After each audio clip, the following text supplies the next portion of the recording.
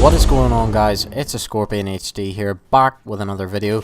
This one, of course, kicking off the Black Ops 3 coverage on the channel. Said I was going to cover multiplayer and both zombies on this game pretty extensively because if you're a fan of the channel or you've been following me for a while, you'll know that Black Ops 2 is kind of where it all started for me in terms of the whole YouTube thing. Covered that game extensively and I reached the max level in pretty much both modes. So yeah, I was definitely a big fan of Black Ops 2 and of course Black Ops 1. Just really kind of a big fan of any Treyarch developed Call of Duty. They're definitely the better and best of the three current developers anyway, I feel, within the current Call of Duty setup. But yeah, within this video I kind of wanted to talk a bit about the multiplayer side of the game. Talk a bit about some balancing issues and just my overall experience with the multiplayer within Black Ops 3 so far, because obviously the game's been out for around 2 weeks or so now, but had a bit of time with the game, ranked up quite a bit. I'm actually second prestige, rank 30 at the time of making this video. However, of course, that's just following on from a double XP weekend there, but at the time of making this video I think it was around first prestige, something like that, towards the higher end of the first prestige range. But yeah, you'll have noticed that I've called in my Cerberus there, and I'm controlling it. This is the first problem that I have, and I'm just gonna kind of ramble a bit in this video. You know, there's a lot of problems and just little changes that could be made to the multiplayer of Black Ops 3, but the Cerberus obviously is kick-starting it off. I don't know why in the right mind you would not use a Cerberus. You get them so easily, they are so low in terms of score streak value, and if you use it right, you're guaranteed anywhere from 5 to 20 kills with one. They last absolutely ages, and you're seeing at the minute they do glitch out, like that one's just done, and usually if you leave the Cerberus and then come back to it, that usually sorts it out, like it's just done there. But basically, yeah, they get you so many kills. They're equipped with rockets and a minigun, and obviously it highlights enemies, as you can see, and I think it's like 900 score, so yeah, it's less than a Talon, and in my opinion the Cerberus is far superior to the Talon. It's probably the best thing for getting kills, besides, actually no, I'd go as far as saying that I'd challenge someone in a Mothership, which is the highest score streak in this game. In some cases, you know, I've got 20 plus kills with this thing at times. Although it does depend on the map, you know, I have had some pretty bad Cerberus runs as well. But another problem with it is, if you don't control it yourself, it's, well, in my experience, it's utter shit. It's an idiot, quite frankly. I find that you have to control this thing yourself. If you think the Cerberus is terrible, the odds are that you're not controlling it yourself. I control all my streaks myself, even the Talon, because I feel like the Talon's just a waste. Why would you call in a streak that high to just hover around and defend you? You know, I'd rather just hide and treat it like a Dragonfire from Black Ops 2, where you can fly around and shoot at enemies in an offensive manner. And yeah, you know, it's the same kind of story. It's a higher score streak than the Cerberus, however I don't really feel it's as strong. One rocket will obviously take it out, and that of course leads us on to the next point in this sort of my thoughts video on the multiplayer. The rocket launcher use in this Call of Duty's multiplayer is absolutely extortionate.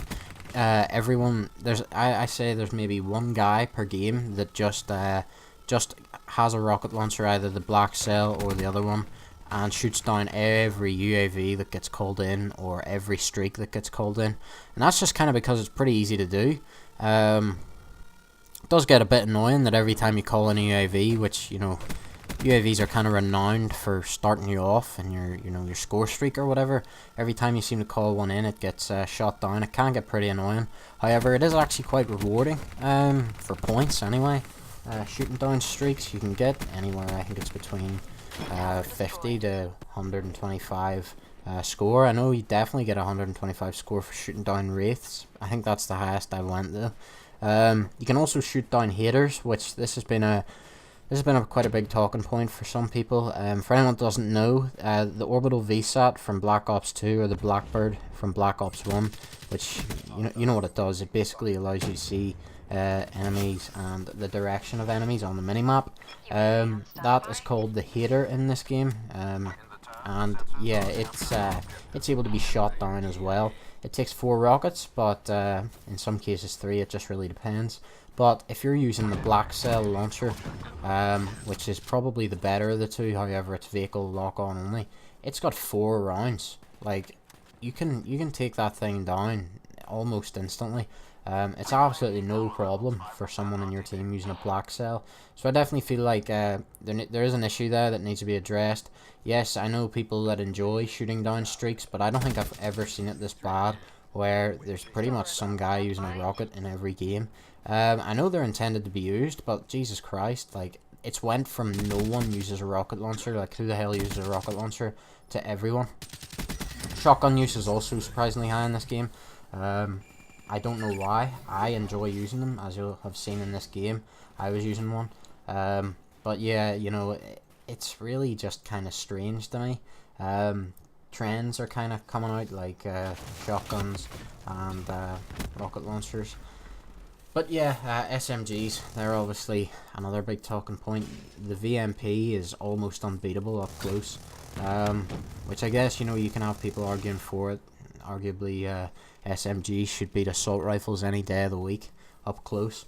I'm just making that point in that in Black Ops 2, I'm pretty confident that I could have beaten someone up close with an AN-94. And they were using, say for example, the MP7. I'm pretty confident it's about 50-50, whereas in this game it just seems like if you come up against someone with the VMP or even the Vesper, you don't really have a chance up close. It really is kind of the go-to gun for small maps. But yeah, another thing with this game is that the specialist abilities. Now, I've thoroughly enjoyed the specialist system so far. I actually really enjoy it. I think it's a refreshing change to the game and a breath of fresh air. And, you know, it mixed with the whole movement just kind of adds a new dynamic to the game, in my opinion. One thing that I've established so far in my time playing the game is that Reaper, you get him at level 34, and he's the robot that his arm transfers into, or transforms, sorry, into a minigun or a death machine. He is definitely the most overpowered of them all. Definitely the most powerful in my opinion, no doubt about that. Seraph, the Chinese girl or whatever you want to call her, yeah, she's the assassin. Or no, she's not the assassin. Spectre's the assassin. But basically, she's the one-shot pistol girl. You'll know who I'm talking about. She's also particularly powerful. That one-shot pistol can be absolutely devastating. You can actually get collaterals with that thing. I've done so myself. And Spectre's also another good one. He's a bit of a hit and miss in my opinion, but I'm definitely enjoying using him. He's equipped with the Ripper, which is of course, it's like think Wolverine claws or the Predator claws. He's pretty much a clone of the Predator, you know. He can go invisible. One of his abilities is to go invisible, and then the other ability that you can pick, which I'm using in this gameplay, is the Ripper, which is like Wolverine claws you can stab people with. I've actually been pretty surprised by him. I've been enjoying using him, and I would not go far past saying that he's a good specialist. It's definitely surprised me, because I thought he was going to be one of the weakest ones. Also, cosmetically, probably the best looking of all the specialists, in my opinion. Firebreak, I've also played with him quite a bit.